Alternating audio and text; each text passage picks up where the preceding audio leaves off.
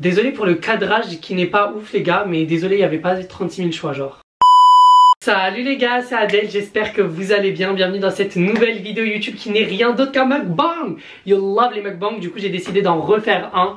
Ça, c'est mon ami Cheb Mouassa qui me l'a envoyé. Les gars, ça a l'air trop bon, elle vient tout juste de se lancer. Du coup on donne de la sephore et on va manger ensemble sa petite nourriture. Alors no shade, par contre le biceps je suis pas fan de ouf. Vous savez pourquoi? Parce que je sais pas, j'aime pas trop le goût, tu vois, genre je sais pas. Elle a écrit Edel. Alors, il y a des pastels juste ici avec une petite sauce. Donc voilà, la sauce, tout ce qu'elle a mis, mon dieu. Le poulet, il y a ça. Et ici, c'est le dessert. C'est, je sais plus ce que j'ai pris. Ça a l'air tellement bon. Tellement bon. Je vais éviter juste de tâcher la table.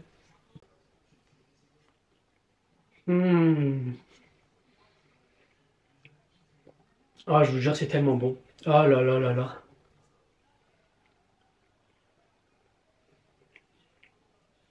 Oh là là, je vous le jure, au nom de Dieu, c'est archi bon.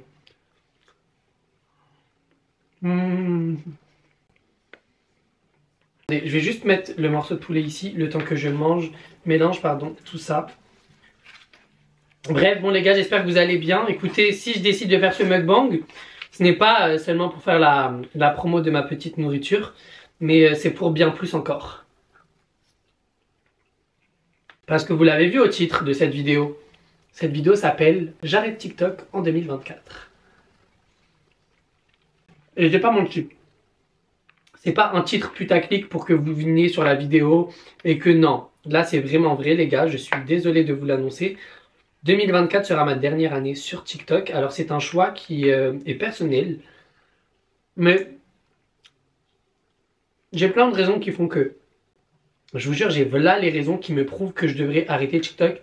Alors, comme je le dis, quand je dis arrêter TikTok, on est bien clair, c'est pas genre en mode disparaître des réseaux sociaux, ne plus jamais revenir, etc. Non, c'est pas ça. C'est être beaucoup moins actif, beaucoup moins se donner et ne plus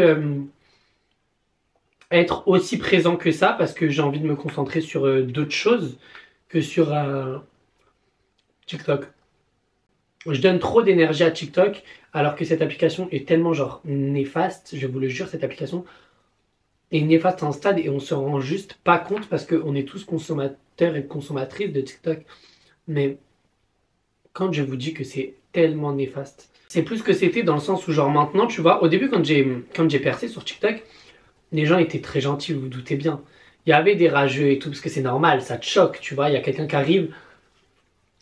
En un an, le mec, il a 1 million d'abonnés. Normal. Les gens, ça les choque barre de ouf. Et je fais partie des seuls qui ont réussi à faire ça. Hein.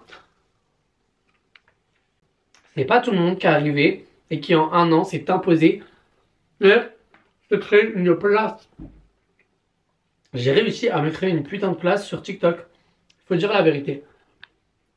Je suis bien heureux. Maintenant que d'avoir pris cette décision dans le sens où déjà c'est un poids en moins qui se libère dans le sens où je me dis même si vous preniez mal ça, je me dis désolé, mais je penserai à moi avant tout parce que il y a trop de choses qui m'ont prouvé que je devais partir. Genre ça y est, les gens sont méchants pour rien. Et là, tu veux donner ton avis sur un truc, s'il te plaît, tu te fais défoncer. Les pastels, elles sont au thon, elles sont archi bonnes.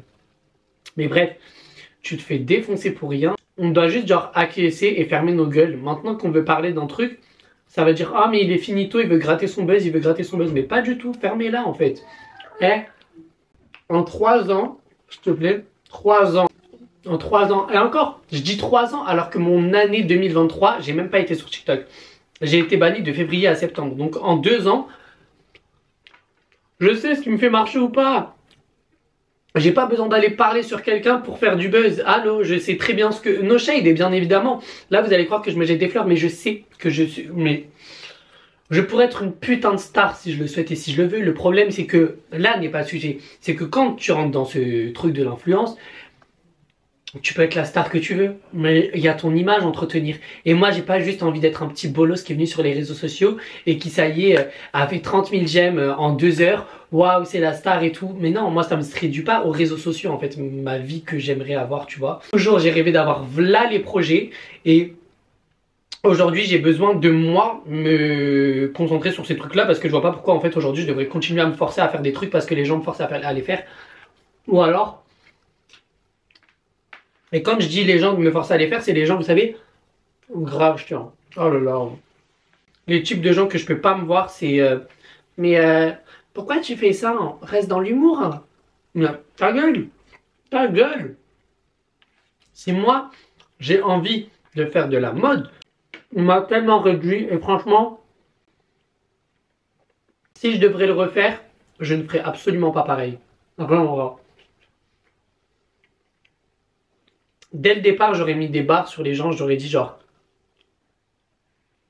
je suis pas ton père, je suis pas ton frère, donc ne parle pas avec moi, tu vois, genre évite de croire que parce que t'es derrière un écran, t'as le droit de mal parler ou de te comporter comme si t'étais je ne sais qui. Ma chérie, redescends sur terre, t'es juste une bouffonne. Et c'est tout. Combien de fois je me suis embrouillé avec des gens qui après me disaient mais moi je t'aime trop, je te dis ça pour toi, mais ferme ta bouche, t'es qui toi pour m'envoyer un message comme ça pour me dire ouais, on a vu, t'essayes de percer dans la mode, mais franchement, reste dans l'humour, hein, ça te va mieux l'humour. Ou alors, mais qu'est-ce que tu nous fais là, patati. Bref, moi, il y a un truc que je déteste, c'est que les gens pensent que comme ils sont abonnés à nous, on est des jumeaux, on est des frères, on est des... Gars, il faut se détendre, ma propre sœur, la femme qui m'a mise au monde, d'accord? J'ai été mis au monde par une femme. Cette femme-là ne m'a jamais dit arrête de faire ci ou ça.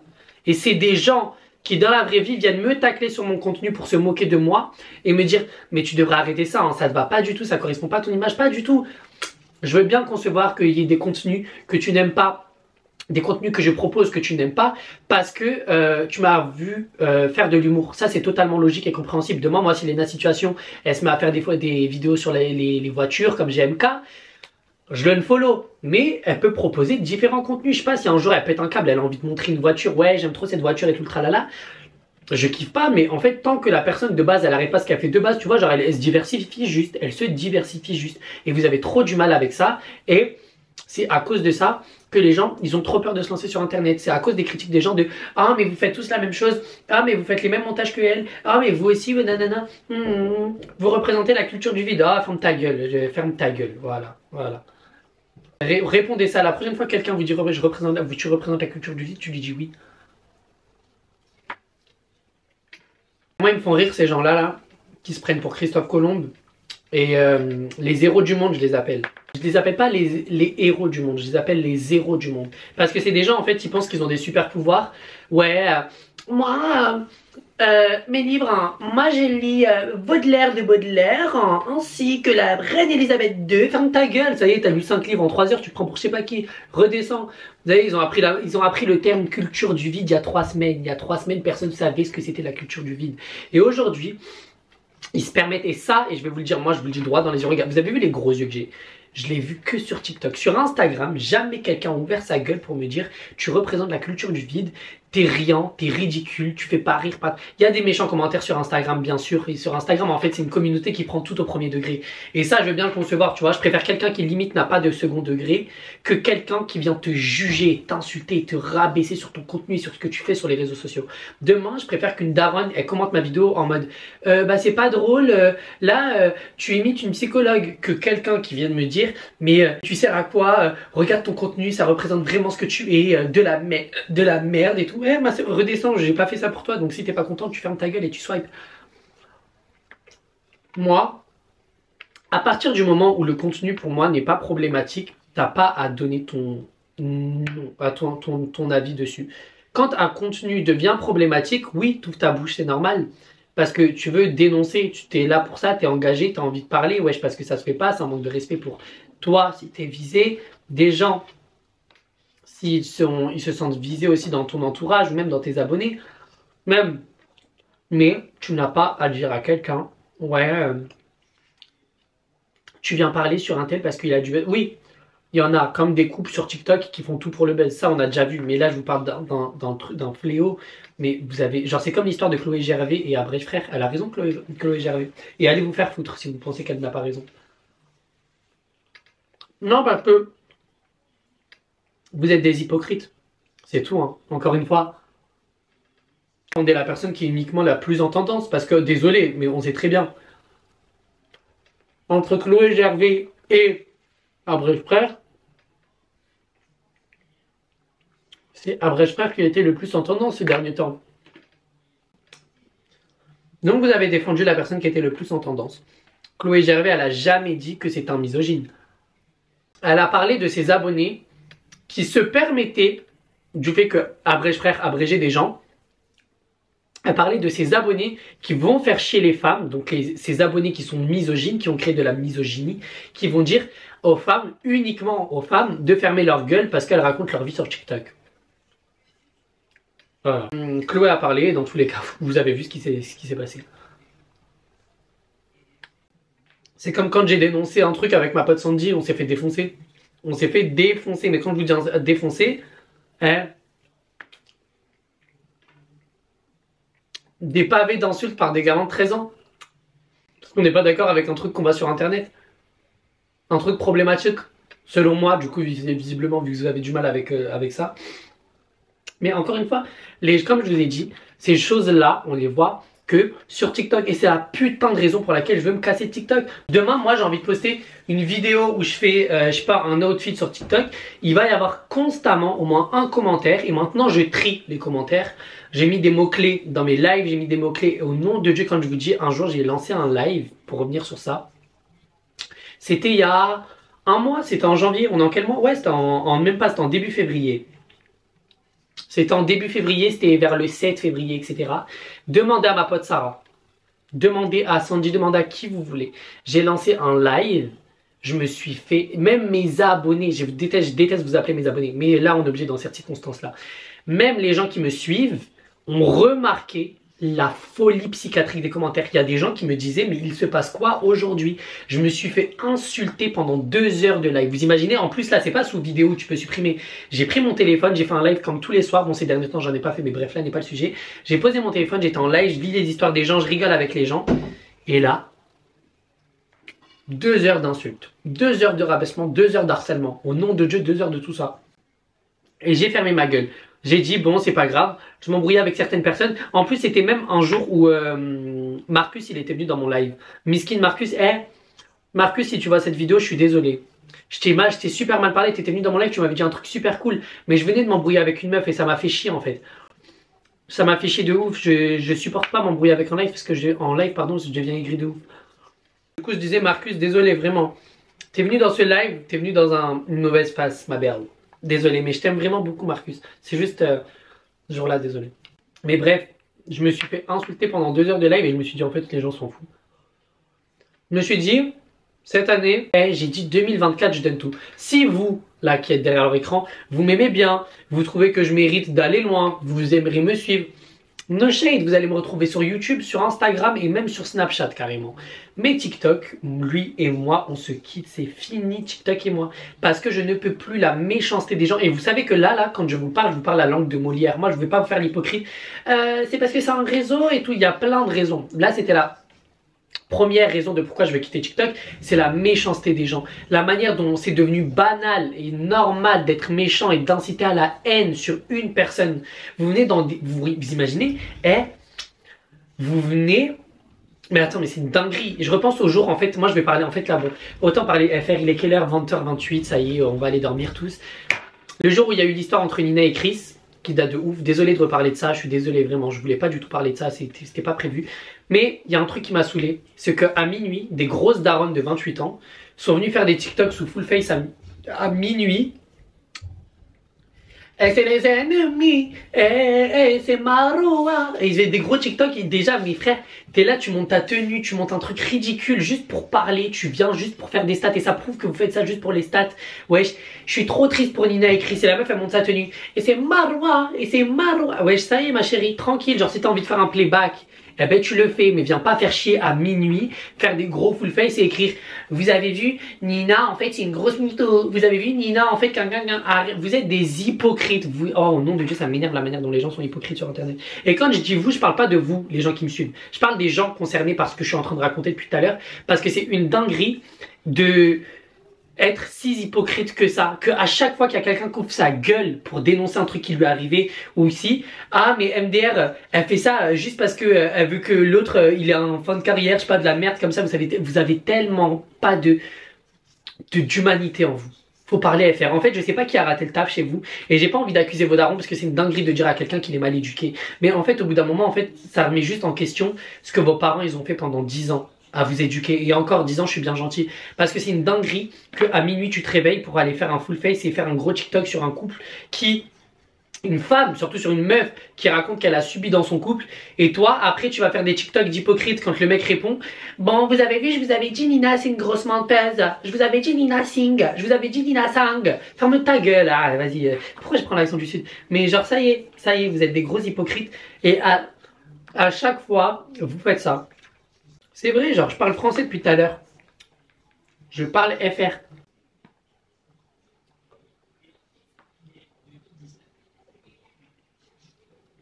Bref, dans tous les cas, ça me choque de votre hypocrisie sur les réseaux sociaux. Voilà, moi, c'était ce premier point déjà, du fait que vous soyez hypocrite. Je crois que je me suis extrapolé dans le sujet parce que je voulais parler d'un truc de base et... Bref, deuxième raison de pourquoi je veux quitter TikTok, c'est pas pro je trouve comme plateforme, c'est plus si pro que ça, je vous le jure, c'est genre une dinguerie, genre comment en tant que noir ou arabe t'auras des portes fermées mais tellement plus vite que celles qui sont ouvertes. Et vous savez qui c'est qui a détruit un peu l'influence? C'est les filles à poupettes hein. Non c'est pas grave, parce qu'en fait là je pense que je vais rentrer dans un autre sujet, que la vidéo va durer 3 quarts d'heure et c'est tellement pas le principe de cette vidéo. Je dois expliquer pourquoi je dois quitter TikTok et je me retrouve à imiter les filles à poupettes. Et c'est juste ces filles là qui ont détruit l'influence selon moi, pour certaines personnes. Après bien évidemment, au-delà de ça, je peux pas me permettre de dire oui, il y a ci, il y a ça. Il y a aussi le contenu que j'ai fait, je ne fais pas du contenu de qualité. J'essaye de travailler sur ça, j'essaye de diversifier mon contenu. Je vais continuer, comme je vous ai dit, 2024, je vais pas quitter TikTok directement. En fait, c'est TikTok... 2024, c'est ma dernière année sur TikTok. Dans le sens où ça va être la dernière année où je vais me donner à fond, je vais tenter de réussir, je vais tenter de réaliser certains rêves, de commencer à certains projets pardon, que j'ai toujours voulu faire. Et tenter d'avoir de la reconnaissance enfin depuis le temps que je veux cette reconnaissance, même si vous avez l'impression que je rapporte rien, ben pour moi genre j'ai ma place, genre je suis là, ouais moi vous savez à partir du moment où je me suis dit quand est-ce que j'avais ma place, quand il y a une fille qui m'a envoyé un message pour me dire qu'elle était en dépression sévère, pour me dire que j'étais la seule personne qui avait réussi à la faire rire. Donc je me suis dit qu'à partir de ce jour là en fait j'étais genre un super héros, pas un super zéro, un super héros genre no shade. Mais non en vrai de vrai c'est juste que ça me saoule de ouf TikTok, je vous jure, j'ai plus cette attache comme avant et je commence vraiment à ne plus du tout kiffer. Genre dites-vous TikTok je regarde parce que c'est une addiction. Je regarde TikTok des fois 2 minutes parce que je m'en fous. Il y a des jours où genre je sais pas comment ça se fait, je m'ennuie et j'arrive à regarder. Il y a des jours où je m'ennuie et j'arrive à regarder TikTok mais genre 2 heures dans la journée.